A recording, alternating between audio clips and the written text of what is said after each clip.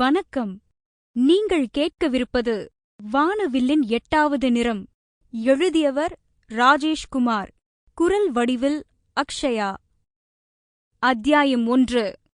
தன் 6 மாத காதலனோடு டெலிபோனில் சம்பாஷித்துக் கொண்டிருந்தாள் சுஜாதா. மிக மிக லேசாய் லாரா தத்தாவை நினைவுபடுத்தும் தோற்றம். அப்புறம் ராகவ், நீதான் சொல்லணும். ஒரு நல்ல கவிதைய படிக்கிறேன், கேக்குறியா? நீ பேசினாலே கவிதைதான். எனக்கு ஏற்கனவே சைனஸ் ப்ராப்ளம். ஏசி ரூம்ல வேற இருக்கேன். ஒரு டிப்பிக்கல் காதலன் மாதிரி பேசாத. கவிதைய படிக்கட்டுமா வேண்டாமா? படி படி.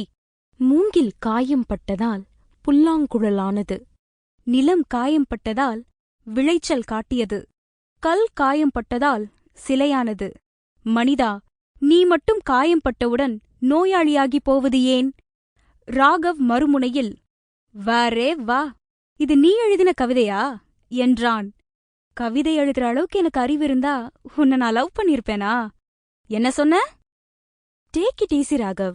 ஒரு வார இதழில் வெளிவந்த கவிதை அது. என்னோட ஈகோவில் இப்போ ஒரு பெரிய பங்க்சர். சாயந்தரம் நான் உன்னை மீட் பண்ணும்போது ஒரு சைக்கிள் கடைக்கு போய் பங்க்சர் ஓட்டிக்கலாம். உன்ன நேர்ல வா சொல்றேன். என்ன பண்ணுவியா? பேசிய வாயை இப்ப சொல்ல மாட்டேன். நேர்ல பாக்கும்போது உனக்கே தெரியும்.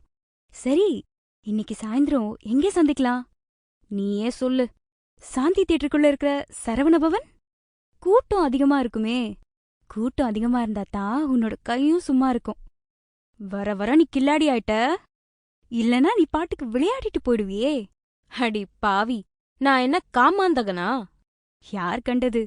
எனக்கு உன்ன தெரியும். உனக்குள்ள இருக்கிற ராகவ் எப்படிப்பட்டவன்னு எனக்கு தெரியாதே. அந்த ராகவ் திருட்டு பயலாக கூட இருக்கலாமே.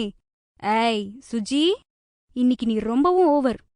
ஏதாவது தமிழ் படம் பாத்தியா? ஆமா, நேத்து ராத்திரி சன் டிவில. என்ன படம்? சன் டிவியில் கணவனே கண்கண்ட தெய்வம். விஜய் டிவியில் மணாளனே மங்கையின் பாக்கியம். கிழிஞ்சுது போ. சுஜாதா சிரித்துக் கொண்டிருக்கும் போதே ஆபீஸ் போர்ட்டிகோவில் அந்த சில்வர் கிரே காண்டசா கார் வந்து நின்றது. சுஜாதா பதட்டமானாள். ராகவ், ரிசீவரை வைக்கிறேன். என்னோட எம்டி வந்தாச்சு. இனி நாம அரட்டை அடிக்க முடியாது. சாயந்தரம் 6 மணிக்கு சரவணபவன் வாசல்ல மீட் பண்ணுவோம். சுஜாதா ரிசீவரை வைத்துவிட்டு பவ்யமாக எழுந்து நிற்க, காண்டசா கார் நின்றதும் இறங்கி உள்ளே வந்து கொண்டிருந்தாள் கம்பெனியின் மேனேஜிங் டைரக்டர் வசுந்தரா தேவி. 50 வயது. நீல நிற பார்டர் ஒட்டியிருந்த உஜாலா வெள்ளைப் புடவையில் பளிச் தோற்றம் காட்டிய வசுந்தரா தேவிக்கு அந்த காலத்து MV ராஜம்மா சாயல். உயர்த்தி போட்ட கொண்டையில் நரைமுடிகள் வெள்ளிக் கம்பிகளாய் மின்னியது. கையில் ஒரு executive briefcase. Good evening madam. Vasundhara Devi நின்றாள். ஆபீஸின் மொத்த பரப்பையும் ஒரு பார்வை பார்த்துவிட்டு சுஜாதாவின் முகத்தில் நிறுத்தினாள். சுஜா, மேடம், உன் வாட்சில் டைம் எவ்வளவு? 4:55 மேடம். ஆபீஸ் முடிய இன்னும் 5 நிமிஷம் இருக்கு. அதுக்குள்ளே எல்லாரும் கிளம்பியாச்சா?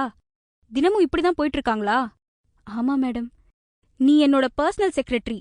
இந்த விஷயத்தை என்னோட கவனத்துக்கு நீ ஏன் கொண்டு வரல? அது madam, I don't want any bloody explanation from you. நாளையிலிருந்து எல்லா ஸ்டாஃபும் சரியா 5 மணிக்கு தான் சீட்டை விட்டு எழுந்திருக்கணும்.